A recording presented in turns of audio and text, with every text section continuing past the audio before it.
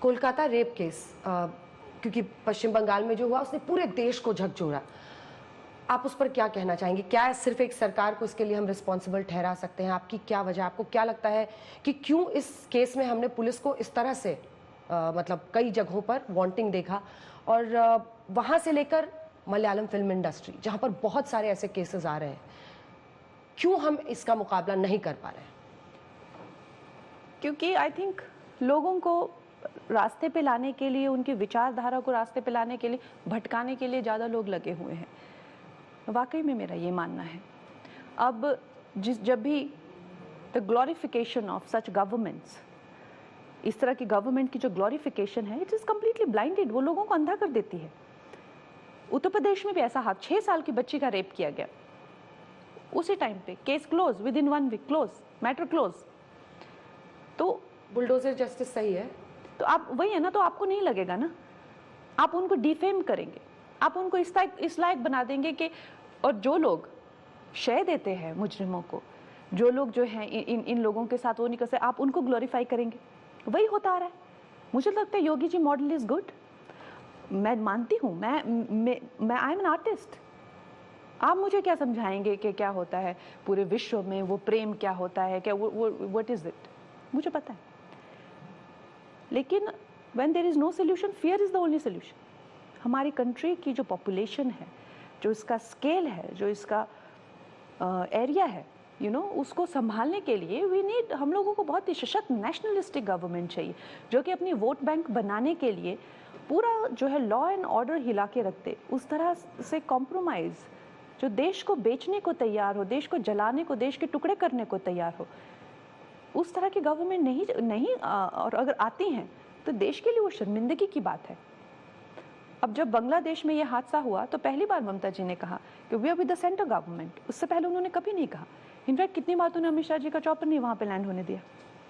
तो और उसके लिए उनको जो वाही मिली वो देखी गई है, वो सारे देश ने देखी है।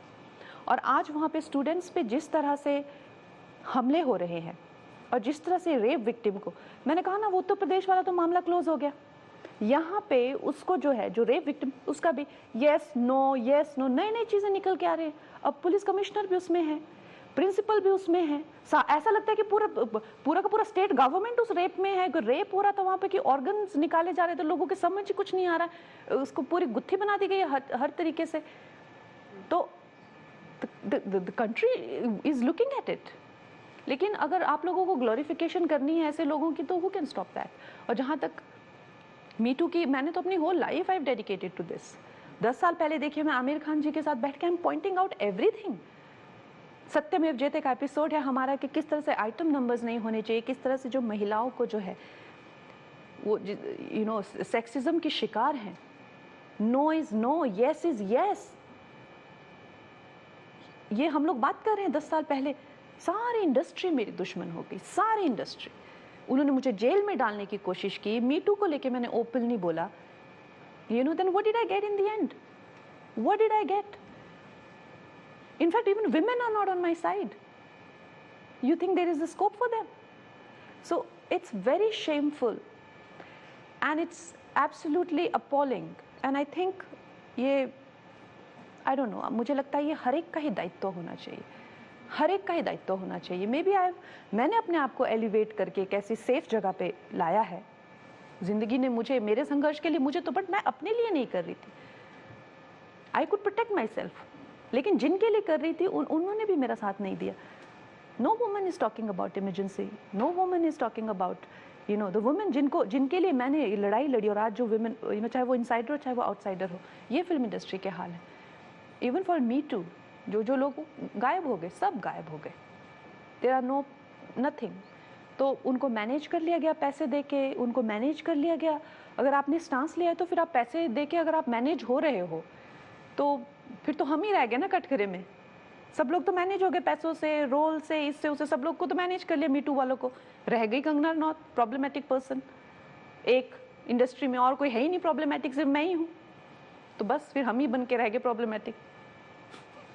पता नहीं आप प्रॉब्लमेटिक हैं या नहीं, लेकिन आपकी फिल्म लोग क्यों देखें ये आप जरूर एड्रेस करके बोलिए कैमरा को कि जो दर्शक देखना चाहेंगे, 6 को रिलीज हो रही है फिल्म, वो ये फिल्म क्यों देखने चाहें और कंगना ने ऐसा इसमें क्या अलग किया है, क्या संदेश है? ये हमारे इतिहास की एक अविश्वसनीय घटना है, तो आप जरूर देखें और आपको देख के बहुत आनंद आएगा, बहुत मजा आएगा। और हमारे जो लीडर्स हैं, हमारे देश की पॉलिटिक्स क्या है उसको बहुत नज़दीक से, और मिसेस गांधी जो इतनी बड़ी मिस्ट्री है हम सब के लिए कि वो क्या थी और कैसे थी, वो भी आपको देखने को मिलेगा। 6 सितंबर को जरूर इमरजेंसी देखें।